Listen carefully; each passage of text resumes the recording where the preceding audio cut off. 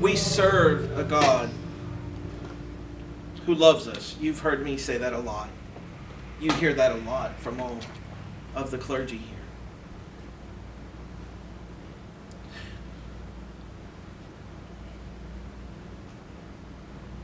I guess what I'm being drawn to is something that I just read. Father Joe and I were talking about this before Mass.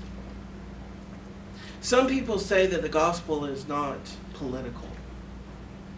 They will say that when you come into the church, don't talk about politics because you don't want to offend people. But yet the God who loves us died as a political prisoner.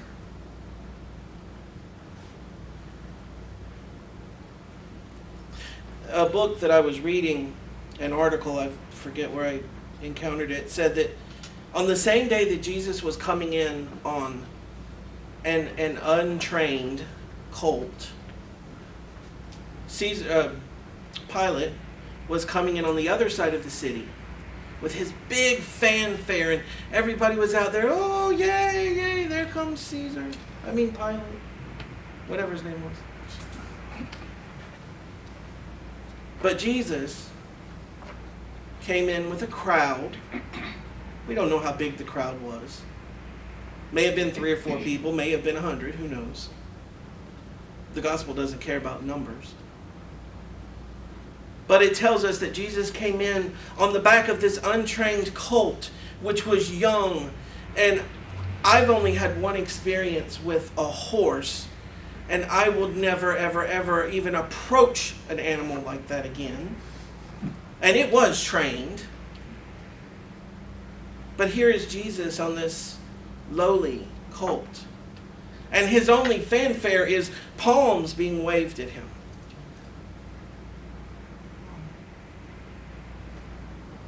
We serve a God that is political. We serve a God that stands up on the side of the poor and the oppressed and the needy. Who says, standing at a doorway, when a church says, that person can't come in here. Yes, that person can come in here if you're going to call this my house. Because my house is a place of prayer for all people. Whether that be an immigrant who's come into this country illegally. Whatever that may mean. Because God owns this land, not us.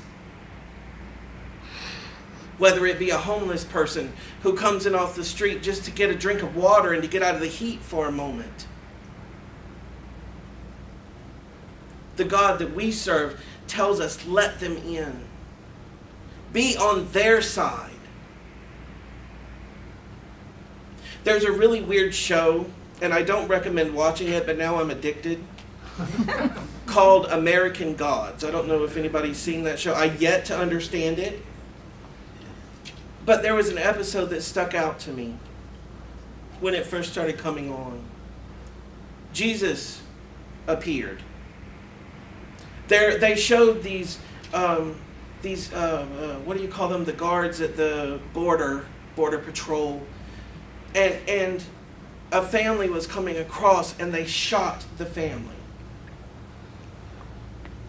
An old woman jumps in front of the family to save the baby. And as the woman is dying, she turns into Jesus. And you can see the hands on his wound, the wounds on his hands, so that you know it was him. This is the God that we're called to worship. A God who prefers death than separation.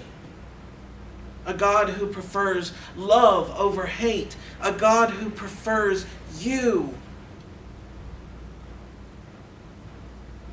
Even if we don't know God.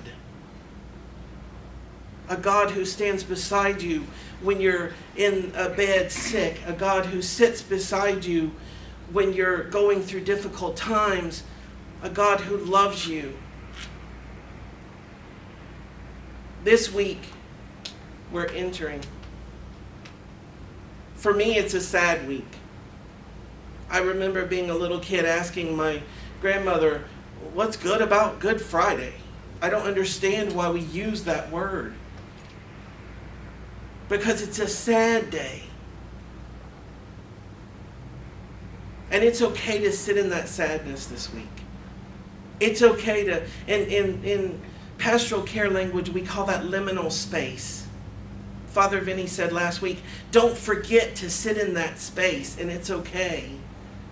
Because even though that we know what's coming on Sunday, Friday happened so that we could experience Sunday.